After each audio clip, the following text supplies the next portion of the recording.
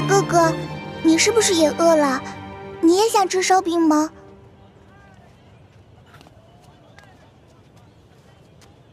小妹妹，哥哥不饿，是哥哥的妹妹饿了。你能把这张白面烧饼分给哥哥一半吗？等将来，哥哥一定还你10张肉饼。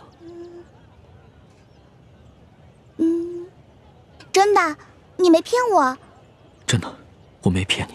好吧，我相信你。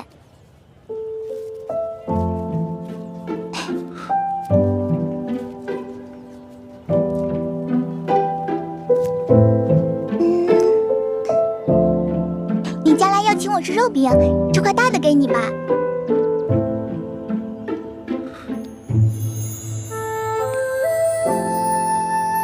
小妹妹，你真好。你能告诉哥哥你叫什么名字吗？我叫喜儿。喜儿，真好听。娘，来稻米了。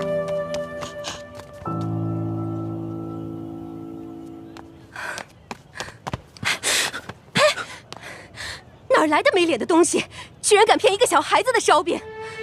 这个烧饼可是我当罗培家的银簪子才换来的，居然被你骗去一半。这个大嫂，我没有骗你，我只是暂时落了难。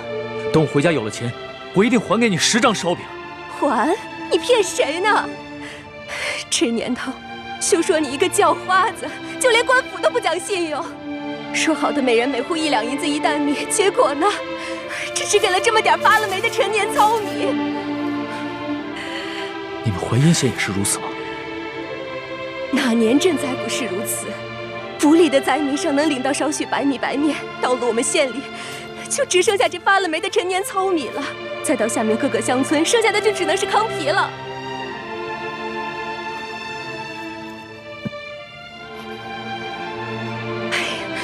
喜儿，以后可不能这么傻了。这些人都是骗子，骗你的。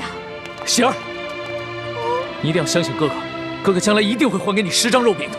我呸！还不快滚！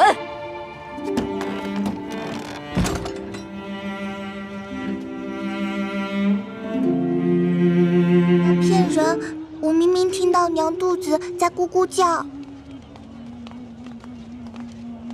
喜儿，还认得我吗？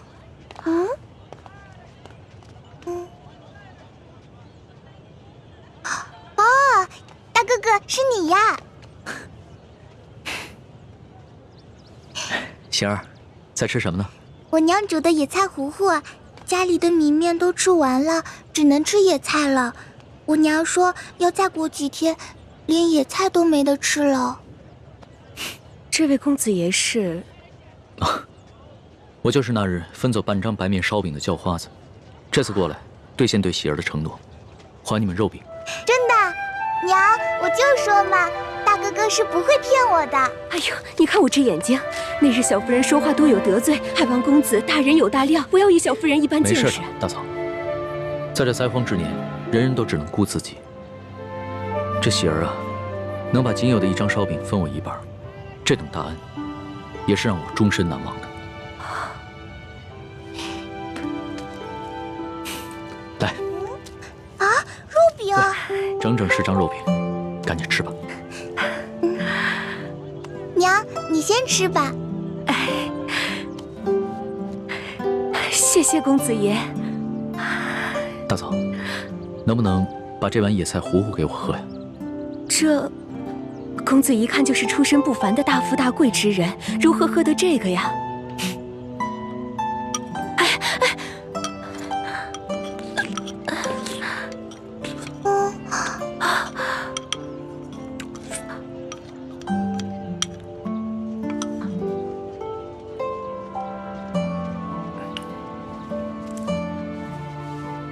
大嫂，这是周钱。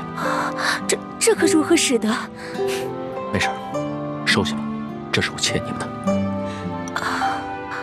相信我，很快朝廷就有新的赈灾措施下来，到时候就再也没有人能骗得了你们了。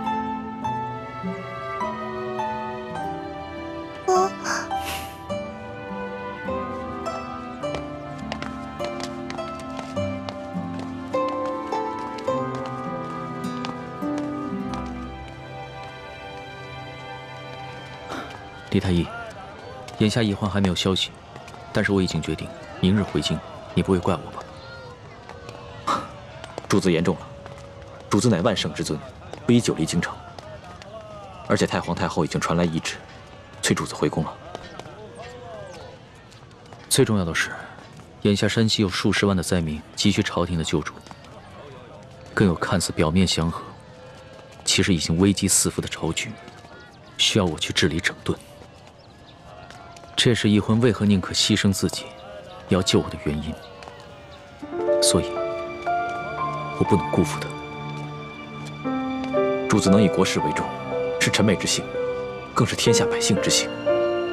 请主子安心返回京城，寻找营救臣妹之事，就交给臣去做吧。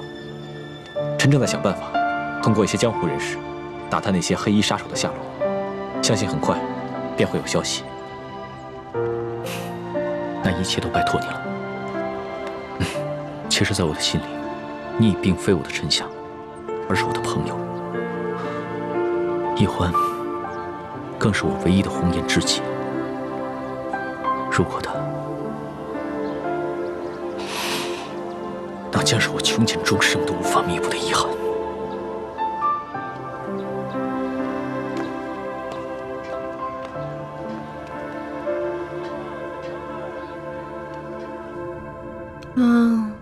好饿呀！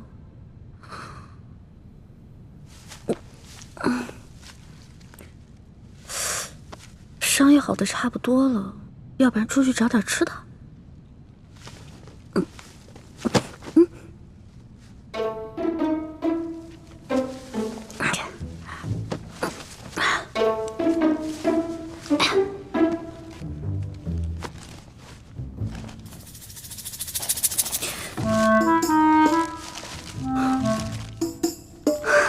烧鸡，还有酒，进来吧。